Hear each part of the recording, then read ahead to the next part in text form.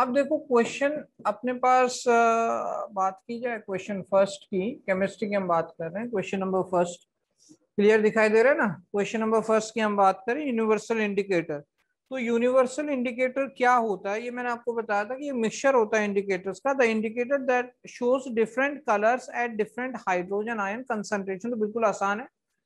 मैंने बताया था कि एक तो क्वालिटेटिव एक क्वांटिटेटिव टेस्ट होते हैं। क्वांटिटेटिव क्योंकि आपको बताते हैं कि वो जो एसिड है वो स्ट्रॉन्ग है, वीक है या मॉडरेट है, वो होता है क्वांटिटेटिव। एक क्वालिटी को बताता है क्वालिटेटिव कि यार वो एसिड है या बेस है या न्यूट्रल है, बस वो इतना बता पाएगा। अब सिंपल अगर आप पीएच पेपर को यू बात करें या फिर लिटमस पेपर की बात करें, लिटमस सॉल्यूशन की बात करें, तो वो अपने को ये बता रहे हैं कि वो सॉल्यूशन एसिडिक है, बेसिक है या न्यूट्रल है। But universal indicator colour change करता है डिफरेंट डिफरेंट एच पॉजिटिव की कंसंट्रेशन पे। ठीक है, और ये भी हमने पढ़ा हुआ है कि एसिड के लिए पर्टिकुलरली वो डार्क रेड हो रहा है जब बहुत ज्यादा एसिडिक है, येलो हो रहा है pH 5 पे, और धीरे धीरे वो ग्रीन की तरफ आ रहा है 7 में। ठीक है, तो इसका आंसर यहाँ पर बी था। ठीक है, मैंने बता दिया कि यूनिवर्सल इंडिकेटर्स में आपके पास डिफरेंट क्या होते हैं, कलर शो होते हैं एट डिफरेंट पीएच, है ना। डिफरेंट डिफरेंट पीएच वैल्यू पर आपको डिफरेंट कलर्स देखने को मिलेंगे। कुछ बहुत ही इंपॉर्टेंट कलर्स है जो ध्यान रखने हैं कि पीएच अगर 1 to 3 है तो आपको डार्क रेड कलर मिलने वाला है, पीएच अगर 5 है तो आपको येलो कलर मिलने वाला है, पीएच अगर 7 है तो आपको ग्रीन कलर मिलेगा, पीएच अगर अपना 14 की तरफ जा रहा है तो आपको वॉयलेट कलर मिल जाएगा। ठीक है, कुछ इंपॉर्टेंट कलर्स हैं जो डायरेक्टली पूछे जाते हैं। ठीक, दूसरा अगर हम बात करें इससे अगला, तो क्वेश्चन नंबर 2 की अगर हम बात करें, the pH of compound is found to be 9, the compound can be. अब पीएच यहाँ पे गिवन है कि पीएच कितना आ रहा है, 9 आ रहा है।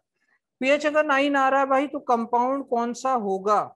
तो यहाँ पर कुछ एक कंपाउंड गिवन है, लाइक HCl गिवन है, तो यार ऑब्वियसली HCl एसिडिक है, ये तो pH 9 कभी दे ही नहीं सकता, है ना। उसके बाद NaOH है, तो NaOH में हम एक बार में सोच भी सकते हैं कि ये बेसिक है।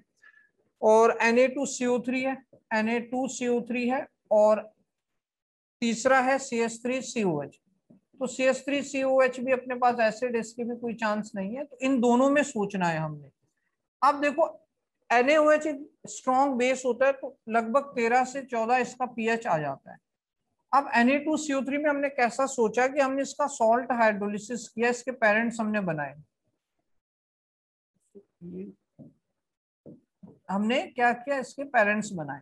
जब पेरेंट्स बनाए तो पता लगा ये NaOH प्लस H2CO3 से बना होगा, और H2CO3 तो एक वीक एसिड है, ये एक स्ट्रॉन्ग बेस है, तो इसके अंदर बेसिक नेचर आया होगा।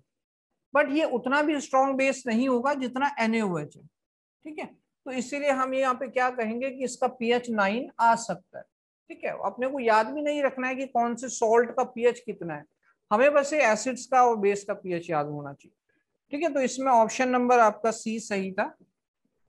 ठीक है, क्लियर है। जब मुझे बता देना कि NaOH का कैसे आएगा तुषार, NaOH का pH क्या हो जाएगा। NaOH तो 13 से 14 तक स्ट्रॉन्ग बेस आ जाएगा। Na2CO3 को आप देखोगे तो H2CO3 एक वीक एसिड रहेगा। अब वीक एसिड है और स्ट्रॉन्ग बेस है, तो ऑब्वियसली स्ट्रॉन्ग बेस वाला कैरेक्टर वहां पर शो होगा, बेसिक कैरेक्टर शो होगा। अगला क्वेश्चन अगर किया जाए तो a solution turns red litmus blue. Question number 3 की अगर हम बात करें तो सॉल्यूशन क्या कर रहा है, red litmus blue pH likely to be. तो पीएच उसका क्या है उस सॉल्यूशन का, जो कि रेड लिटमस को क्या कर रहा है, ब्लू में कन्वर्ट कर रहा है। तो रेड लिटमस को ब्लू में कौन कन्वर्ट करेगा, तो भाई बेसिक ही इसको कन्वर्ट करेगा, बेस ही इसको कन्वर्ट कर पाएगा ना। रेड को ब्लू कन्वर्ट करना है तो बेस ही तो कन्वर्ट करेगा। तो यहाँ पर pH 2, 4, 7 और 10 में से ऑप्शन डी जो pH 10 है वो आ जाएगा। ठीक है, तो आसान सा यहाँ क्वेश्चन था। उसके बाद नेक्स्ट अगर हम देखें तो pH क्वेश्चन नंबर 4 में अगर हम बात करें pH ऑफ ब्लड, तो pH ऑफ ब्लड एक स्टैंडर्ड आपने याद रखना है कि ब्लड का जो pH है, मैंने लिखवाया भी था आपको कि 7.4 है, एग्जैक्ट आपको 7.4 याद रखना है pH of blood. pH of tears भी इतना ही लगभग होता है 7.4। तो ब्लड और टीयर्स का आपने pH याद रखना है, वेरी इंपॉर्टेंट। इसके बाद most of the metal combine with dilute acids, question number 5 था।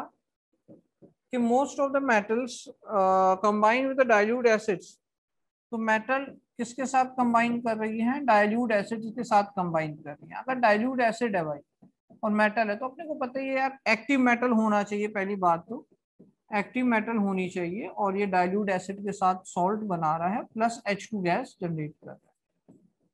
ठीक है, तो इसमें देख लो, to liberate the hydrogen gas by displacing hydrogen from the acid, तो जो भी हाइड्रोजन होगा उसको डिस्प्लेस कर लेगा। तो इसका भी आंसर जैसे इससे पहले वाले का ऑप्शन बी सही था, ठीक है, इसका ऑप्शन सी सही है। ये क्वेश्चन नंबर 5 था।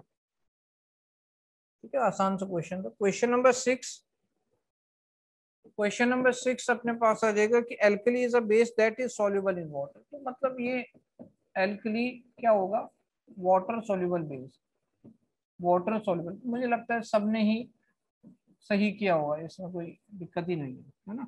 ऑप्शन नंबर सी इसमें सही था। क्वेश्चन नंबर 7 की अगर हम बात करें तो क्वेश्चन नंबर 7 में है कि fresh milk has a pH of 6 on changing into curd it becomes. तो फ्रेश मिल्क का पीएच कितना था, 6 था, और अगर उसमें कर्ड में चेंज हो रहा है तो ऑब्वियसली उसमें due to the lactic acid formation उसका पीएच कहाँ चला जाएगा, लैक्टिक एसिड फॉर्मेशन की वजह से उसका पीएच कहाँ चला जाएगा, 6 से कम हो जाएगा। तो पीएच उसका कहाँ हो जाएगा, लेस देन 6 हो जाएगा। तो ऑप्शन इसमें बी सही रहेगा। क्वेश्चन नंबर 8, इन क्वेश्चंस में ओरली आप सॉल्व कर सकते हैं, विद इन 13 क्वेश्चन 2 मिनट में सॉल्व कर सकते हैं। Question number 8, which of the following the weakest base. Weakest base यहाँ पे देख लेते हैं, NaOH है, एक है NH4OH, एक है KOH और एक है CaOH होल 12। तो सिंपल है यार, 3 यहाँ पे, ये भी अल्कली, ये भी अल्कली, ये भी अल्कली, और ये जो है NH4OH वो कैसे बना होगा कि NaOH प्लस NH4OH से बना होगा। ठीक है, NH4OH, अरे यार क्या लिख रहा हूँ मैं, ये तो पहले ही एक वीक, ये आ जाएगा अपना वीक बेस, वीक बेस आ जाएगा। सिंपल है, सारे एल्कली हैं, ये वीक बेस है, ऑप्शन बी सही हो जाएगा। क्वेश्चन नंबर 8, क्वेश्चन नंबर 9 में अगर हम देखें, मतलब ओरली बना सकते हो, calcium hydroxide slack lime is used in white washing. Slack lime की अगर हम बात करें, जो कि क्या होता है, कैल्शियम हाइड्रोक्साइड COH होता है, इसको हम व्हाइट वॉशिंग में यूज करते हैं। मतलब मुझे नहीं लगता है किसी का एक भी मार्क्स कटा होगा। डी। क्वेश्चन नंबर 10, कोई प्रॉब्लम किसी को आ रही है अभी तक, ओरली बना सकते हो ना। Question number 11, caustic soda is a common name हो। कॉस्टिक सोडा भी तुम्हें लिखवाया हुआ है कि कॉस्टिक सोडा क्या आ जाता है, NaOH आ जाता है। ठीक है, एक स्ट्रॉन्ग बेस, एक एल्कली होता है। ठीक है, NaOH, ऑप्शन डी इसमें सही रहेगा। क्वेश्चन नंबर अगर मैं 11 की बात कर दूं, क्वेश्चन नंबर 11 में एंटा एसिड क्या कंटेन करते हैं, एंटा एसिड क्या कंटेन करते हैं, एंटा एसिड एक वीक बेस कंटेन करते हैं। मतलब इसमें तो क्या ही कह सकते हैं ना। और उसके बाद which reagent is able to dissolve. Question number 12, कौन सा रिएजेंट, एक्वारेजिया ही डिसॉल्व करेगा भाई। एक्वारेजिया जो कि क्या होता है, HCl रेशियो HNO3 3:1 में, HNO3 अमाउंट कम होती है, HCl की ज्यादा होती है। Aqua regia option B. और which of the following is PHO। Question number 13 पे मैं यही कर लेता हूँ, क्वेश्चन नंबर 13 भी यही हो जाएगा कि which of the following is PHO basic solution. तो यार बेसिक सॉल्यूशन को pH एक ही दिखाई दे रहा है, 10 पॉइंट। किसी कोई प्रॉब्लम इस पेपर में, सारा सही है, मुझे पता है सबका सही है।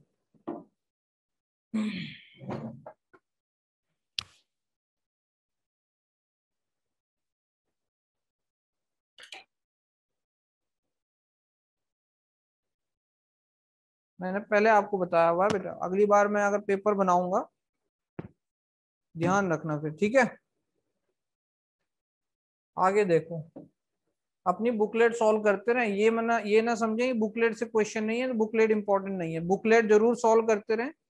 एनटीएससी जो स्टेज 2 तक के क्वेश्चन हैं वो आपके बने होने चाहिए, ठीक है।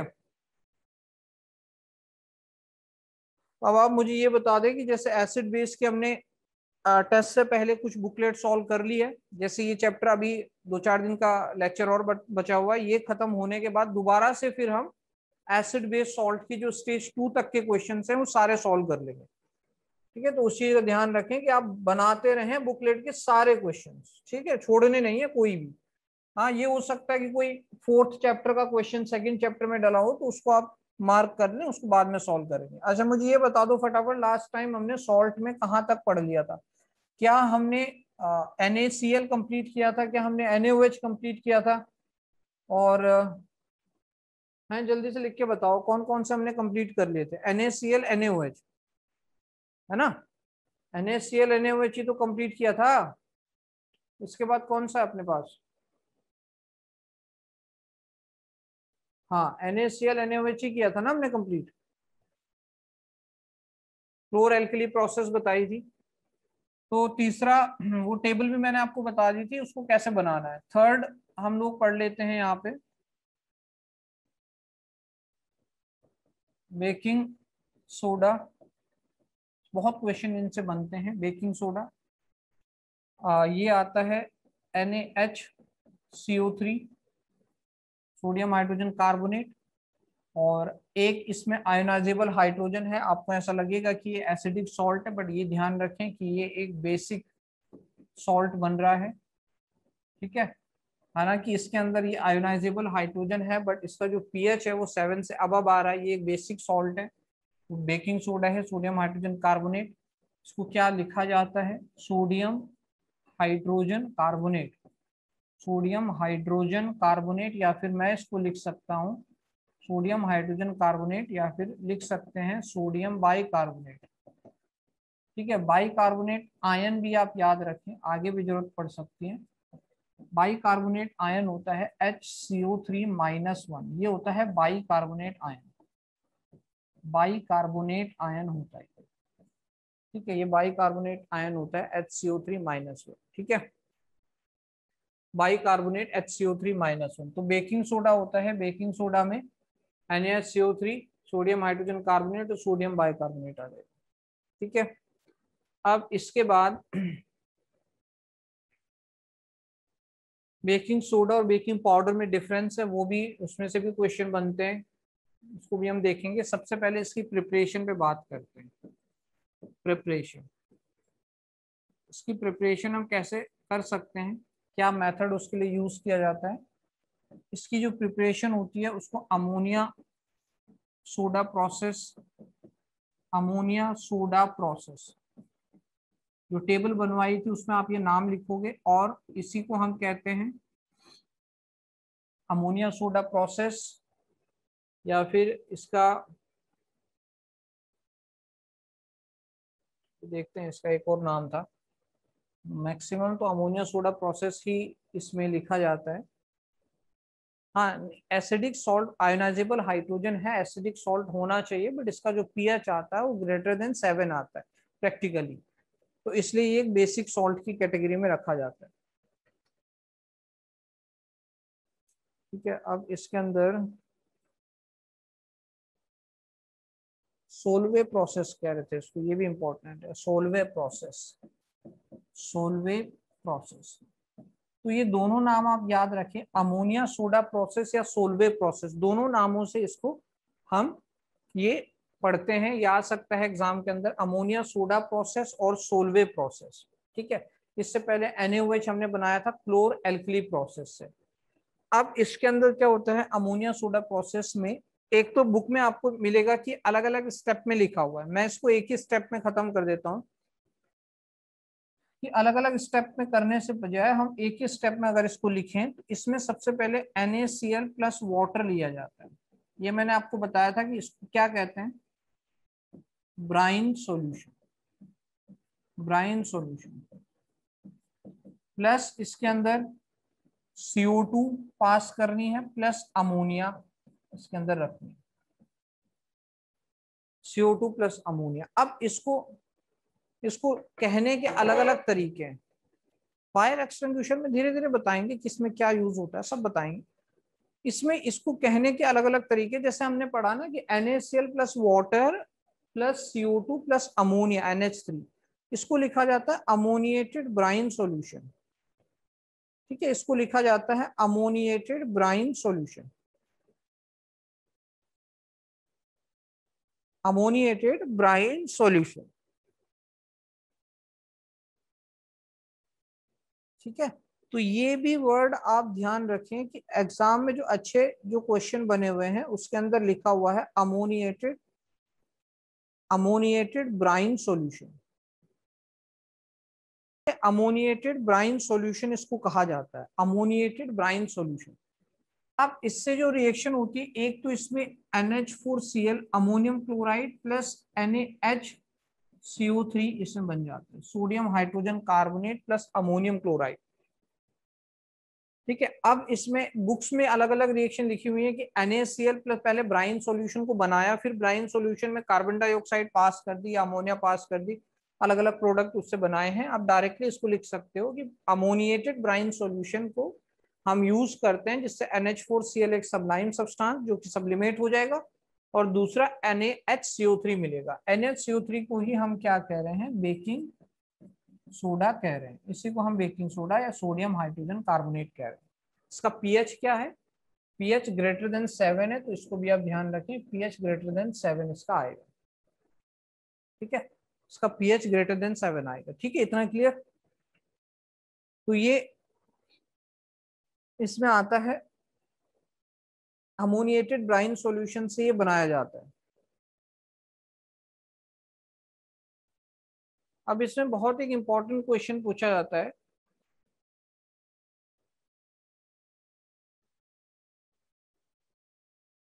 कि जो सोडियम हाइड्रोजन, यहाँ पर एक अच्छे क्वेश्चन को मैं बता रहा हूँ, इसको ध्यान दें कि सोडियम हाइड्रोजन कार्बोनेट यहाँ पर जो बनता है ये लेस सॉल्युबल होता है। ठीक है, ये लेस सॉल्युबल होता है, hence can be separate out, can be separate out. इसको हम सेपरेट कर सकते हैं, सेपरेट कर सकते हैं। क्यों कर सकते हैं, बिकॉज ये लेस सॉल्युबल है। अगर हम इसी की जगह में, अगर हम भाई इसी की जगह में, इसी की जगह पर अगर हम यूज कर लेते, अगर हम यहाँ पर NaCl की जगह KCl यूज करते, तो अपने को जो फाइनल प्रोडक्ट मिलता है वो KHCO3 मिल जाता, potassium hydrogen carbonate. And potassium hydrogen carbonate cannot be prepared, cannot be prepared by this reaction. ये पूछा जाता है ऐसा क्यों, बाय दिस रिएक्शन। तो इसका क्या रीजन होगा कि हम यार पोटेशियम बाइकार्बोनेट को नहीं बना पा रहे हैं, because potassium hydrogen carbonate, because it is more soluble. अब ये ज्यादा सॉल्युबल है तो हम इसको सेपरेट ही नहीं कर पाएंगे। जैसे हम इसको बनाएंगे, जैसे पोटेशियम हाइड्रोजन कार्बोनेट बना, वो सॉल्युबल हो जाएगा, उसको हम लोग सेपरेट नहीं कर पाएंगे, तो इट इज मोर सॉल्युबल। वो रीजन आता है कि हम इस प्रोसेस में पोटेशियम हाइड्रोजन कार्बोनेट को नहीं बना सकते क्योंकि उसकी सॉल्युबिलिटी ज्यादा होती है। ठीक है, तो ये भी आप ध्यान रखें, इसकी सॉल्युबिलिटी ज्यादा हो जाएगी, इसलिए हम इसको नहीं बना पाएंगे। सोडियम हाइड्रोजन कार्बोनेट को ही इसमें बना सकते हैं, less soluble and can be separate out. अब इसके अंदर आगे अगर इसमें देखा जाए कि इसकी प्रॉपर्टीज, ठीक है, ये तो इसमें इंपॉर्टेंट प्रिपरेशन आती है। अब हम प्रॉपर्टीज की बात करते हैं। ठीक है, प्रॉपर्टीज इसमें बात कर लेते हैं। तो क्या क्या इसमें प्रॉपर्टीज हैं, व्हाइट क्रिस्टलाइन सब्सटेंस। ठीक है, जो प्रॉपर्टीज पूछी जाती है मैं वही बताऊंगा, वैसे तो बहुत है। व्हाइट क्रिस्टलाइन सब्सटेंस मतलब आपको दिखेगा कि यार व्हाइट कलर के क्रिस्टल्स बना रहे हैं, और ये भी पता है कि ये इसका एक बेसिक सॉल्यूशन बनेगा, बेसिक एक्वा सॉल्यूशन। अगर हम वाटर में डिसॉल्व करते हैं तो ऑब्वियसली ये बेसिक एक्वा सॉल्यूशन बनेगा, इसको ध्यान रखें। ठीक, उसमें जो हाइड्रोजन है उसकी वजह से वो एसिडिक नहीं होगा। ठीक है, और गिव्स पिंक कलर विथ फिनोल्फ्थलीन।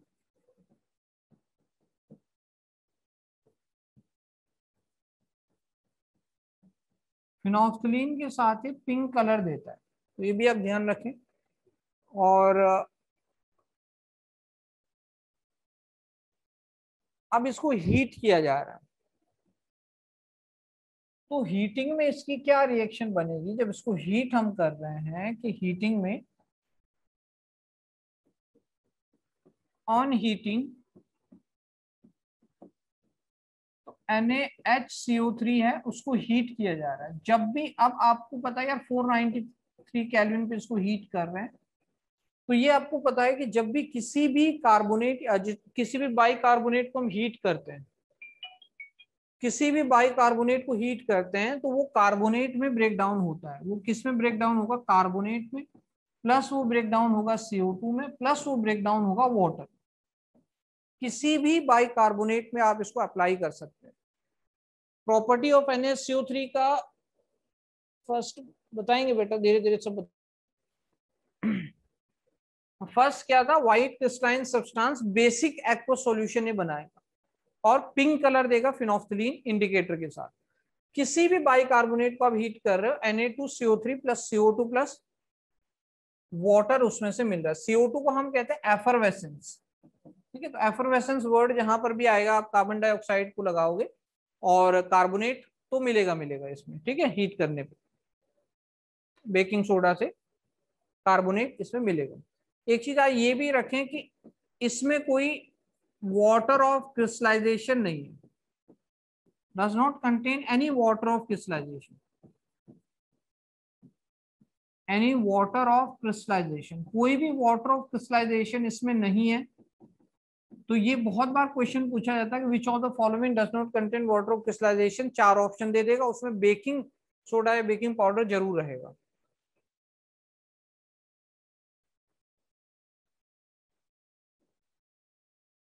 आगे इसके अंदर अपने को ये देखना है कि जो हम बात कर रहे हैं इसमें बेकिंग पाउडर किसको कहेंगे? पाउडर क्या होगा? बेकिंग पाउडर एक मिक्सचर होगा। Baking powder is a mixture of baking soda and tartaric acid. Tartaric acid या फिर सिट्रिक एसिड भी यूज कर सकते हैं। ईडेबल जो एसिड है, जो वीक ऑर्गेनिक एसिड है, ईडेबल एसिड्स हैं, उसको यूज कर सकते हैं।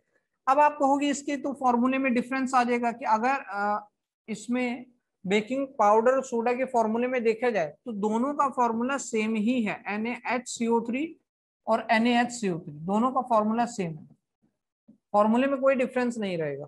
इट मीन बेकिंग पाउडर या सोडा दोनों का फॉर्मूला सेम है, बट इसमें डिफरेंस है कि पाउडर एक मिक्सचर है सोडा प्लस टार्ट्रिक एसिड का। ऐसा क्यों हो रहा है? क्योंकि जब आप इसको हीट कर रहे हो, हमने क्या किया कि किसी भी केक के साथ हम इसको हीट कर रहे हैं, केक के साथ हमने क्या डाल दिया? NaCO3 डाल दिया सपोज। अब NaCO3 अगर हमने यहाँ पे सोडा डाला हुआ है, अगर हमने बेकिंग सोडा डाला हुआ है और हम इसको हीट कर रहे हैं, ऑब्वियसली केक के साथ जब इसको हीट करेंगे तो ये किस में कन्वर्ट होगा? कार्बोनेट में कन्वर्ट होगा प्लस CO2, जो कि उस केक को क्या करेगी? फ्लफी बनाएगी, प्लस वाटर, ठीक है। CO2 के एफरवेसेंस गैस उसमें से बाहर निकलेगी तो उसको फ्लफी बनाएगी। बट जो ये कार्बोनेट है, ये कार्बोनेट अब किस नेचर का है? ये कार्बोनेट है बेसिक नेचर का, और इस वजह से इसका जो टेस्ट होगा वो बिटर होगा।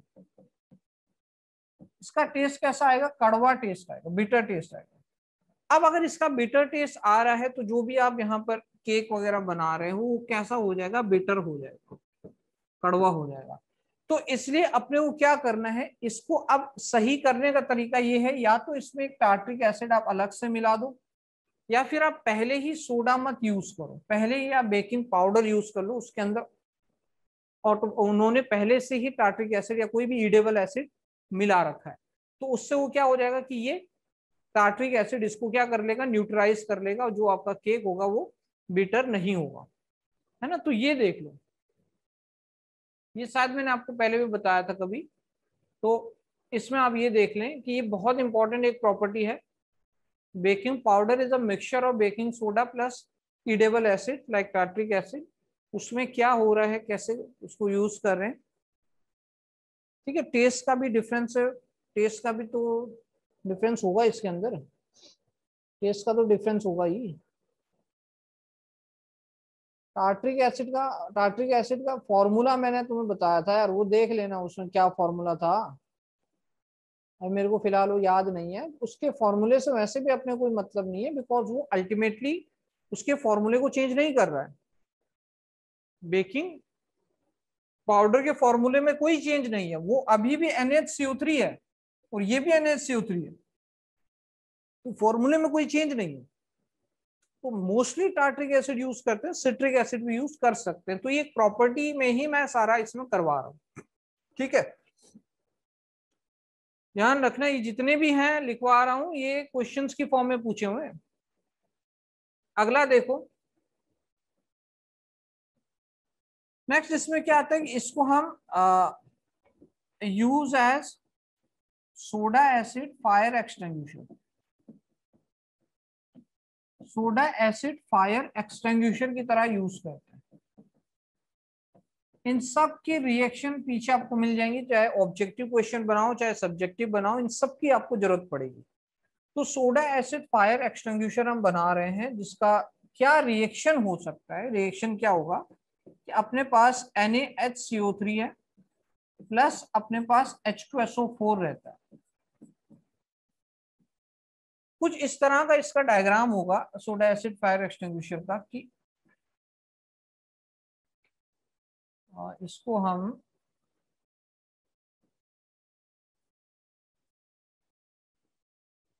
एक बार देख लेता हूं मैं इसका, सोडा एसिड फायर एक्सटिंग्विशर।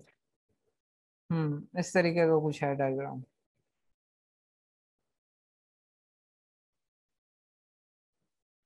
अब इस तरीके का कुछ डायग्राम है सोडा एसिड फायर एक्सटिंग्विशर का। इसमें मेन चीज क्या होगी कि यहाँ पर ना एक एसिड इसमें लगा होगा, H2SO4 की एक ट्यूब होगी, H2SO4 की ट्यूब होगी कहाँ पर, ये जो उसकी टिप है यहाँ पर H2SO4 की ट्यूब होगी इस टिप पर H2SO4 की, और प्लस इसमें क्या होगा, इसमें होगा बेकिंग पाउडर या बेकिंग सोडा, आप जो भी कहो, वो इसमें रखा होगा, प्लस H2SO4 वहां पे एक टिप होगी।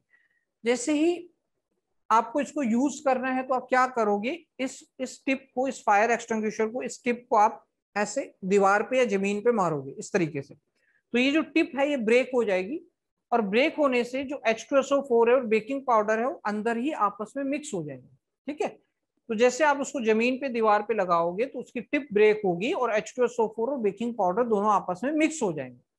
अब दोनों आपस में जब मिक्स होंगे तो इसके बाद रिएक्शन अपने को पता है कि ये मेटल का बाइकार्बोनेट है और ये एसिड है। तो फर्स्ट चैप्टर में हम पढ़ चुके हैं कि मेटल का बाइकार्बोनेट प्लस एसिड अपने को हमेशा क्या देगा, एक तो सॉल्ट बनाएगा Na2SO4, एक अपने को CO2 देगा और एक अपने को वाटर देगा। ठीक है, अब CO2 जो है वो एफरवेसेंस की फॉर्म में आ जाएगी ना, मतलब वो CO2 क्या करेगी, आपको बुझाने का काम करेगी। ये एफरवेसेंस की फॉर्म में रहेगा, ये आपको बुझाने का काम करेगी CO2।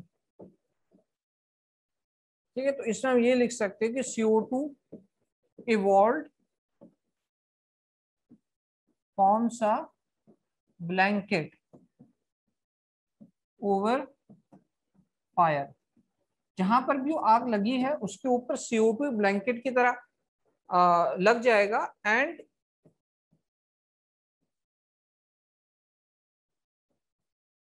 Of the supply of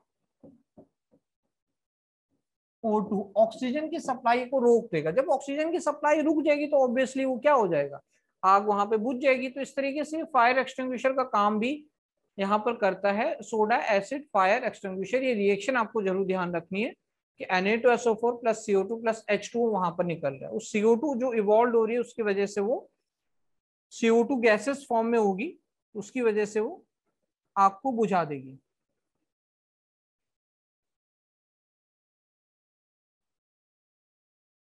हाँ टार्ट्रिक एसिड, ठीक है, इतना क्लियर है। अब इसमें आप चाहे तो इसमें ये भी लिख सकते हैं कि used in bakery industry, bakery industry में इसको यूज कर रहे हैं। बेकरी इंडस्ट्री में यूज करने का एक ही मतलब हो सकता है, हेलो, हाँ हाँ ठीक है भाई, तो इसमें हम ऐसा कुछ इसमें यूज कर सकते हैं कि use in bakery industry. Bakery में अगर हम बात कर रहे हैं बेकरी इंडस्ट्री की, तो इसको जब हीट करते हैं ना, NaCO3 को जब हम हीट कर रहे हैं, तो ऑब्वियसली इसमें से क्या इवॉल्व हो रहा है, तो कार्बोनेट बन रहा है, और प्लस कार्बोनेट तो न्यूट्रलाइज हो जाएगा टार्ट्रिक एसिड से, प्लस CO2 बनेगा। ये जो CO2 है ये उसको फ्लफीनेस देता है, ठीक है। CO2 क्या करेगा, CO2 कोजेस फ्लफीनेस।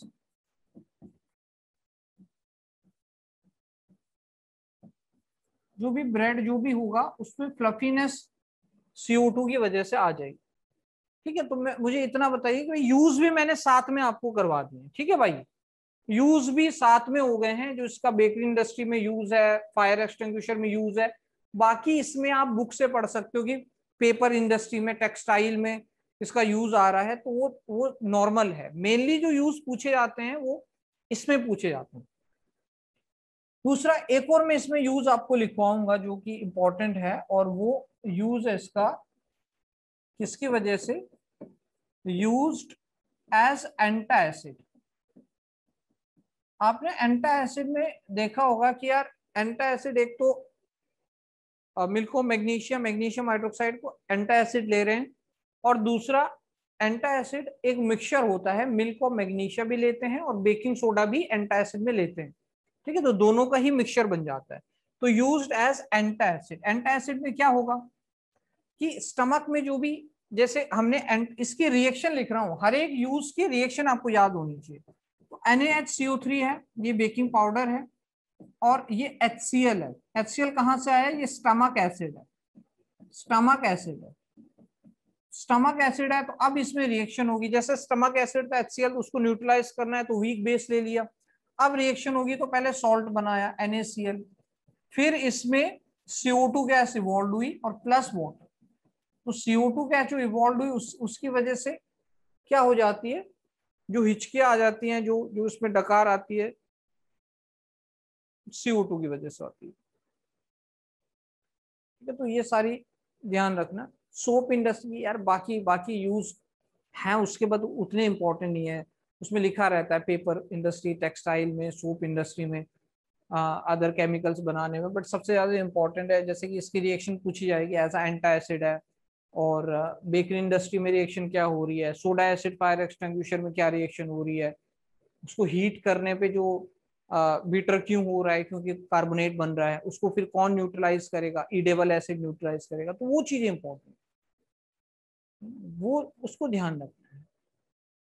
एंटा एसिड भी आपको समझ में आया कि फिर ये क्या करेगा, जो CO2 है ना, ये CO2 जो निकलेगी, जैसे जैसे आप इनो या जो भी आप एंटा एसिड वाटर में मिलाते हो तो उसके एफरवेसेंस आती है, तो ये CO2 क्या करेगी, जो CO2 causes effervescence. Effervescence word जहां पर भी आए, आप ध्यान रखें कि बात हो रही है CO2 के बारे में। एफरवेसेंस बात हो रही है CO2 के बारे में, इसको ध्यान रखें। क्या इतना क्लियर है? यहां तक किसी को बेकिंग पाउडर में कोई प्रॉब्लम? भाई यहाँ तक किसी को बेकिंग पाउडर में कोई प्रॉब्लम? इसके अलावा तो है नहीं, इसमें इसमें और कुछ नहीं है। फिर अगर आपको इतना क्लियर है तो डन है फिर, इसके अलावा इसमें कुछ नहीं है। ये बताओ इतना क्लियर है क्या सब? इतना क्लियर है भाई सब?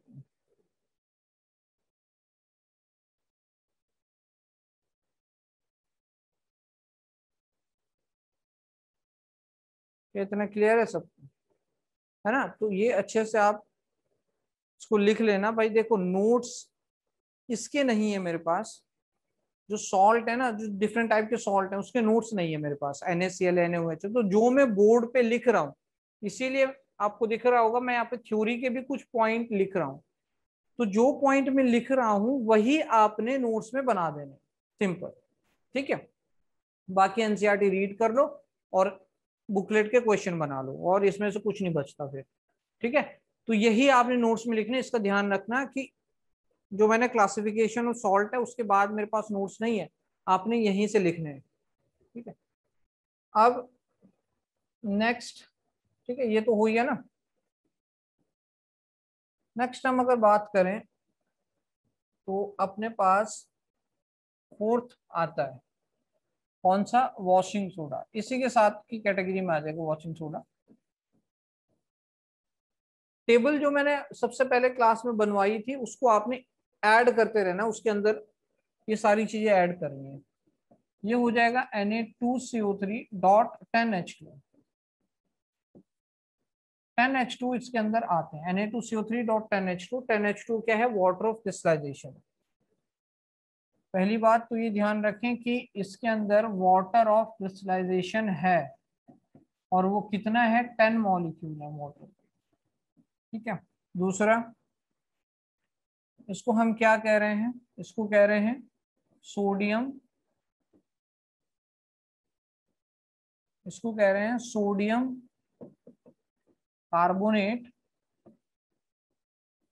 डेकाहाइड्रेट।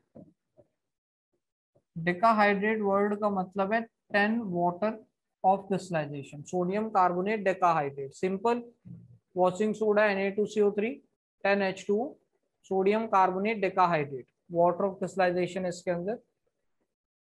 इसको बनाने की जो प्रिपरेशन की जो मेथड है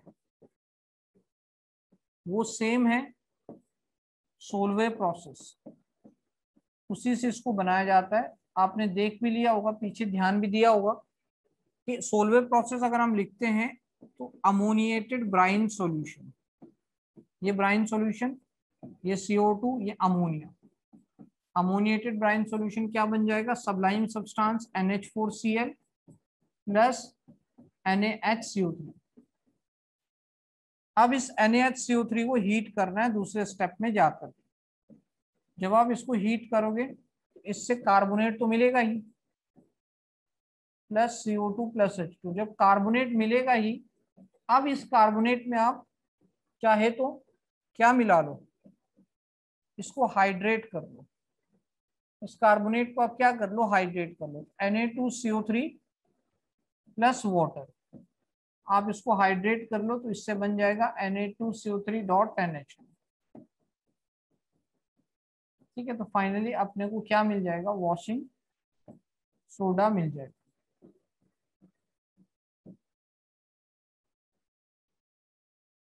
ये इसकी प्रिपरेशन का मेथड है, बिल्कुल सेम ही प्रिपरेशन का मेथड है, बस हमने क्या किया वहां पर उसको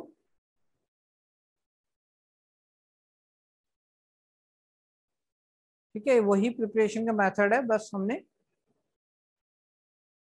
लास्ट में उसको हाइड्रेट कर दिया। अब इतना मुझे बता दे भाई, किसी को इसमें कोई प्रॉब्लम आ रही है। हाँ, 10 वाटर के मॉलिक्यूल्स होते हैं ना, मेन बात यह है कि इसके अंदर 10 वाटर के मॉलिक्यूल्स होते हैं एक Na2CO3 के साथ। ये वाटर ऑफ क्रिस्टलाइजेशन है उसका।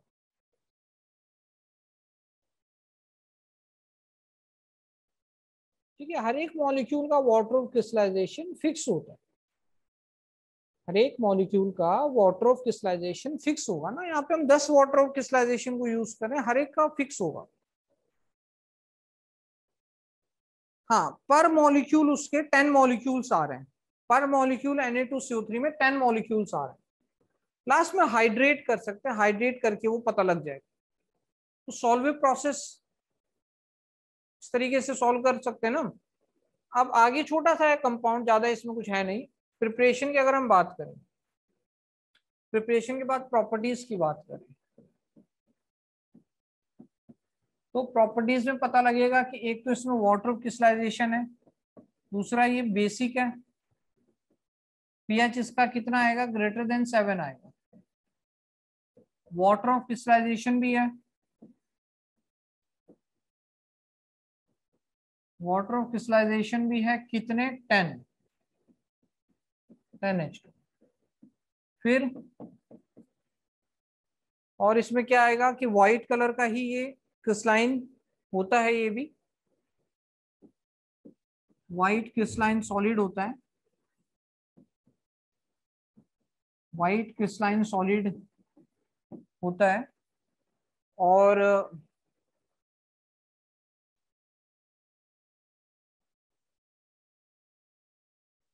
एक इसमें इंपॉर्टेंट ये रहता है कि इसकी एक प्रॉपर्टी होती है इफ्लोरेसेंट।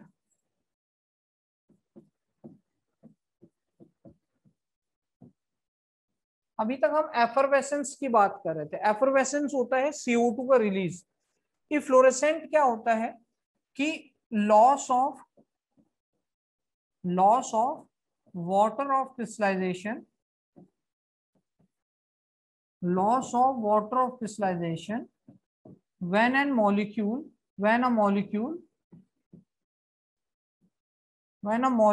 is placed in environment, open environment। अगर ओपन इन्वायरमेंट में कोई भी ऐसा कोई मॉलिक्यूल रखा हुआ है जिसके अंदर वाटर ऑफ क्रिस्टलाइजेशन है, तो उसका कुछ वाटर ऑफ क्रिस्टलाइजेशन क्या हो जाता है, इवेपोरेट हो जाता है, अपने आप उसमें से निकल जाता है। जैसे कि यहाँ पर Na2CO3.10H2 है। अब इसमें से क्या होगा कि इसमें से पहले इफ्लोरेसेंट प्रोसेस होगी, जो इफ्लोरेसेंट प्रोसेस होगी उसमें से कुछ वाटर निकल जाएगी, ठीक है।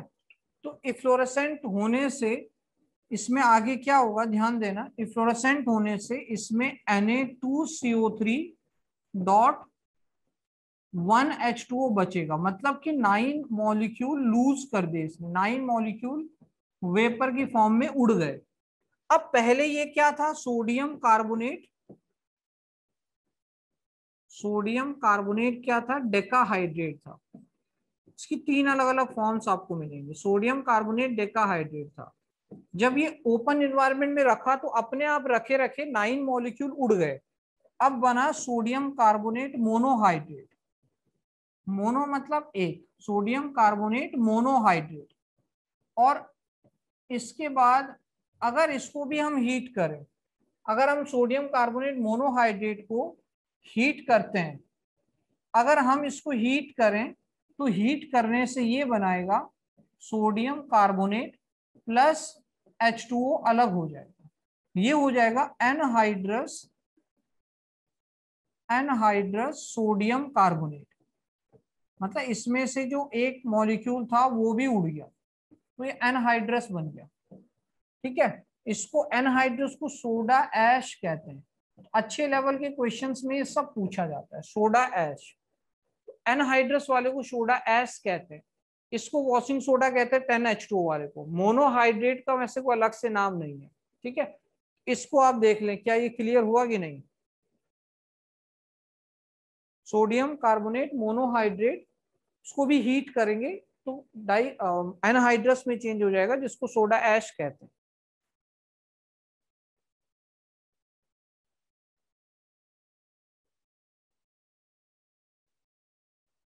ठीक है, तो इससे अलावा आपको बुकलेट में भी यही चीज मिलेगी, बुकलेट में कोई नया कुछ नहीं मिलना है, ठीक है। बुकलेट वाला जितना था मैंने यही बता दिया आपको,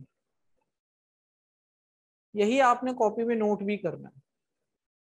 तो ये उसकी कुछ प्रॉपर्टीज हैं।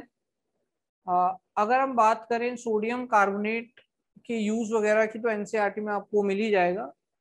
फिर इसमें आगे softening of hard water and controlling the pH, ये भी मैं बताऊंगा।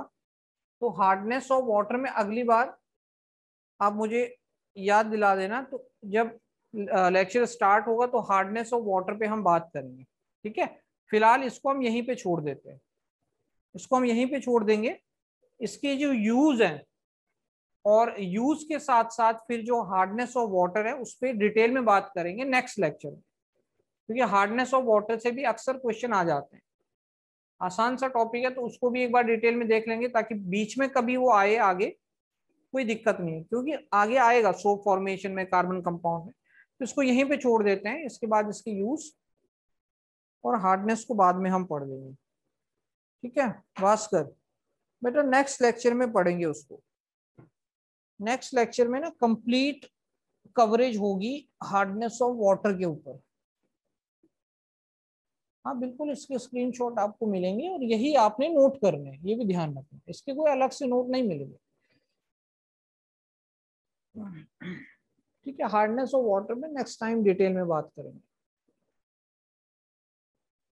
तो फिलहाल जो भी आपकी बुकलेट है भाई, उसको बनाते रहें। ठीक है, ये एक दो, अब इसमें शायद एक ही दिन का बचा हुआ है, नेक्स्ट कल का ही बचा हुआ है।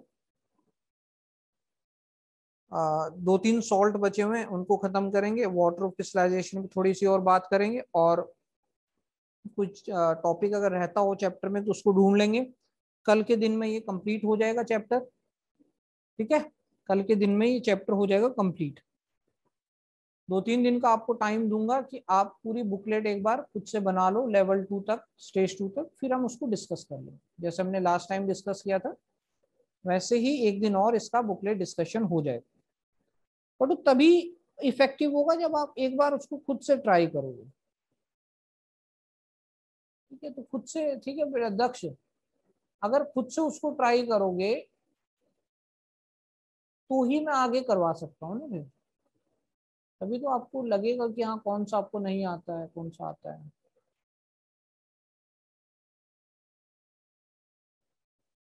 ठीक है, फिर डन है।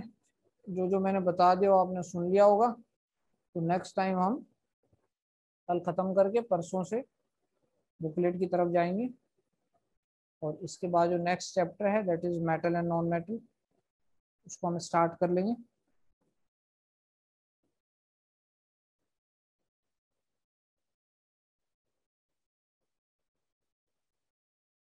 ठीक है भाई, रिकॉर्डिंग आप लोगों को मिल जाएगी। जो प्रीवियस जो भी लेक्चर हैं वो मैं डलवा देता हूँ आज। जो गुरुकुल कुरुक्षेत्र, नहीं जेनेसिस कुरुक्षेत्र नाम से एक चैनल है, उसके लिंक भी आपको बहुत बार आए होंगे ग्रुप के अंदर। उसी में आपके सारे ये जितने भी लेक्चर ये हो रहे हैं, वो सारे लेक्चर वहीं जा रहे हैं। ठीक है, जेनेसिस कुरुक्षेत्र नाम के चैनल पे। ठीक है, और उसका लिंक भी आपको कई बार आ गया होगा ग्रुप में, तो देख लेना। आज जितने भी लेक्चर बचे हुए हैं एसिड बेस को, मैं उसमें अपलोड करवा देता हूँ।